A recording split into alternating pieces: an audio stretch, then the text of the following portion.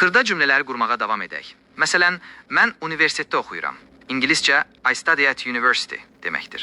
Bunu təkrarlayaq, yoxsa başqa bir cümləyə baxaq? I study at university.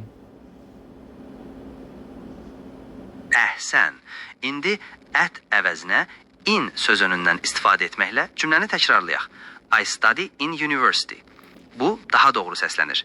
İndi siz deyin. I study in university. Əhsən. Doğru tələffüz etdiniz.